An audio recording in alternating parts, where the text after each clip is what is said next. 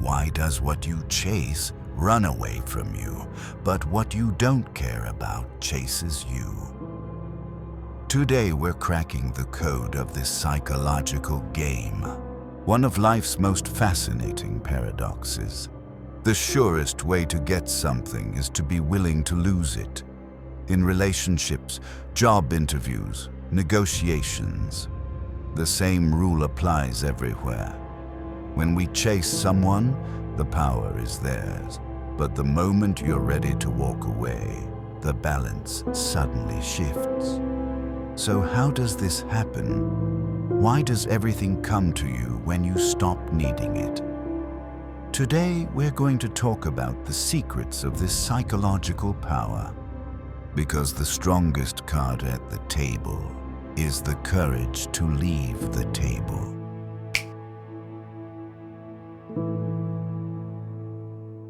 One of life's most fascinating paradoxes.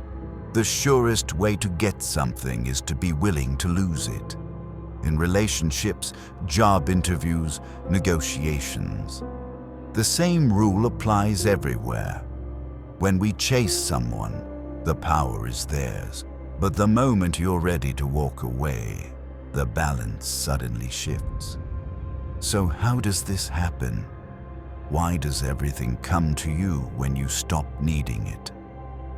Today we're going to talk about the secrets of this psychological power. Because the strongest card at the table is the courage to leave the table. Now think about this. You applied for a job. You really need that job. You're sitting in the interview and every move you make, every word you choose, screams, "Please hire me." The person across from you feels this, and that's the moment you lose the power balance. Now consider this situation. You're in the same interview, but this time you have 2 other job offers. You're sitting relaxed, answering questions, but there's a voice inside you saying, "If this doesn't work out, I have other options." And this energy transfers to the person across from you. Did you notice the power shift? This isn't limited to job interviews.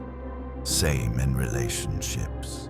When you're overly needy, constantly texting, analyzing their every move, you're losing.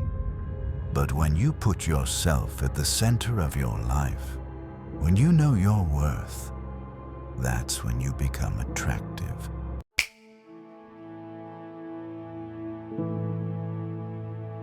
Let me tell you something very clear. People can smell need. You don't have to say it with words. It leaks from your body language, your tone of voice, your behavior.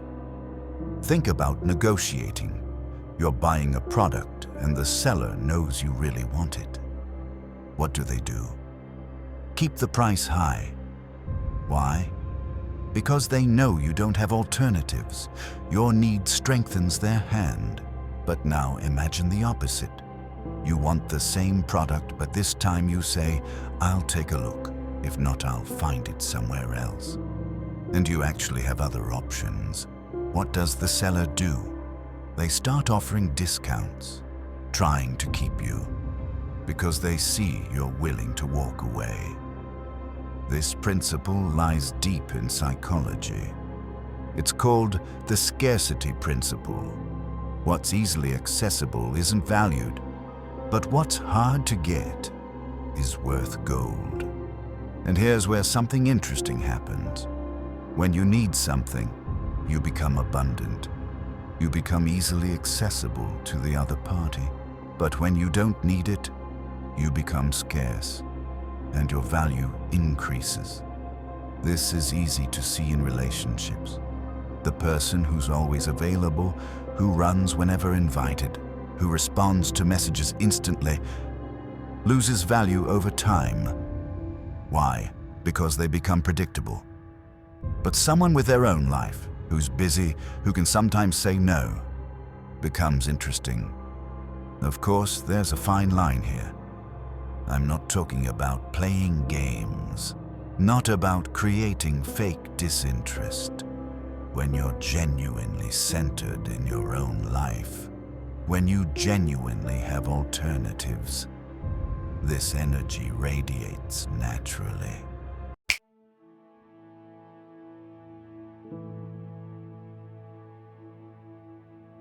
Now we've reached the most critical point: detachment. This word is often misunderstood, like it means being cold, not caring. No, detachment isn't about not caring for something or someone. On the contrary, you care, but you release your attachment to the outcome. Let me explain. You can love someone, want to be with them, but at the same time, you accept this. This person might not want to be with me, and if that happens, my life won't end. My value won't decrease. I'll find other happiness. This is true detachment. You care and you let go. It seems like a paradox, but it's not. This is actually mature love itself. And this attitude makes you incredibly powerful, because you're no longer operating from fear. Not from the fear of, what if I lose them? What if they leave?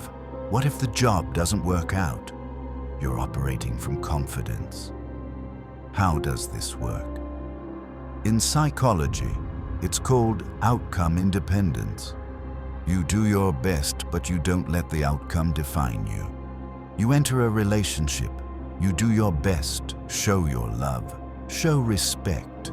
But whatever the outcome, you know your value isn't tied to it.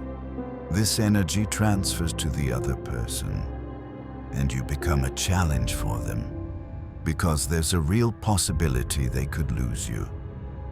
By the way, if you want more content like this, don't forget to subscribe to the channel. Hit that bell icon too, and we'll meet in every new video. Because we're going to dive even deeper into this topic in upcoming videos. Anyway, let's continue.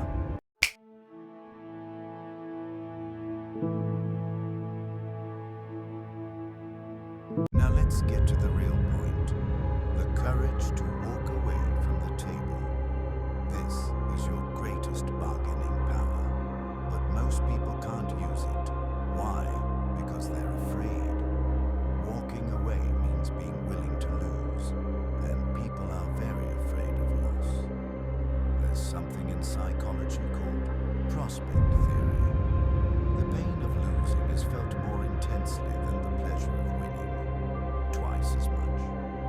Meaning, if gaining something makes you 10 units happy, losing that same thing makes you 20 units sad. That's why people focus more on not losing than on winning. And this fear puts you in a weak position. In a relationship, job interview, negotiation. The moment the other party realizes you're afraid of losing, they gain the upper hand. But when you have the courage to walk away, everything changes. Think about it. You can reject a job offer because it doesn't align with your values. This gives you power. The other party sees this and finds you more valuable.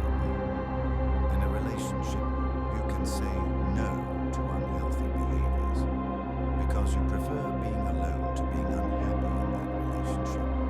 This makes you strong. The other party starts changing their behavior. Of course, I should say this. Threatening to leave versus actually being able to leave are different things. I'm not talking about bluffing. I'm talking about the genuine power to walk away. If you're bluffing, it's manipulation. And sooner or later it shows. But if you genuinely have alternatives, if you can genuinely stand on your own feet, then this isn't a power play, it's reality.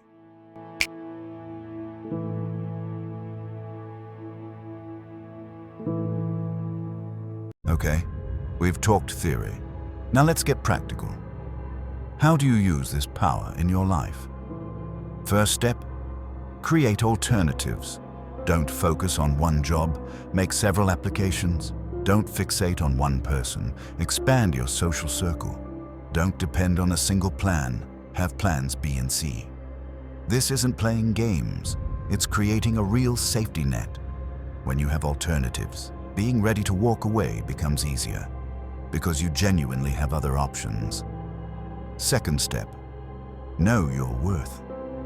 This is crucial. Your value isn't dependent on whether the other party accepts you or not. You're valuable because you exist. Your skills, experiences, personality, these add value to you. When you go into a job interview, don't just evaluate whether you fit the employer. Evaluate whether the employer fits you.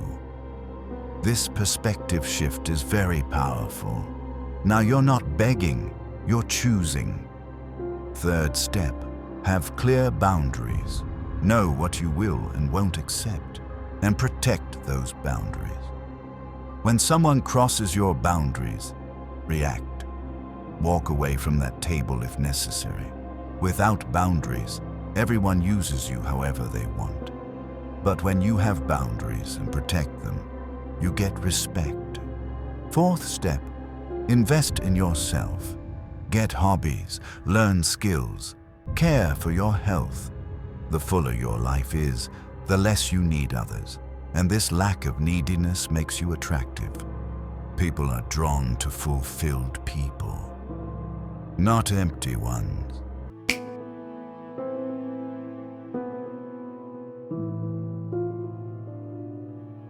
And here we arrive at the final point.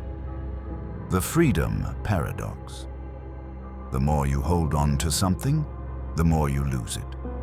But the more you let go, the more you possess. This is one of life's deepest lessons. Think of sand in your hand. If you try to grip it tightly, it slips through your fingers.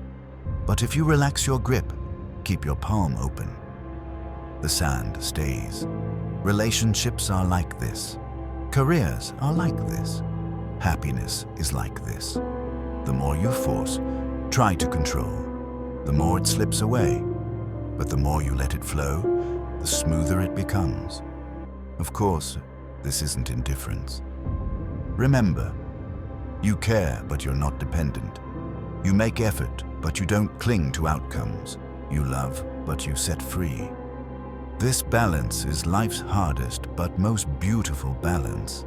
And when you establish this balance, you become the most powerful person at the table.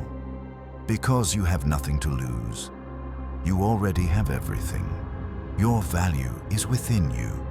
Your happiness is in your own hands. And this freedom makes you invincible. That's what we talked about in today's video. How do you win the moment you let go? Because you're no longer playing the game. You're above the game. I hope this video gave you something valuable. Share your thoughts in the comments. How have you applied this principle in your life? What are your experiences? I'm curious. See you in the next video. Take care of yourself.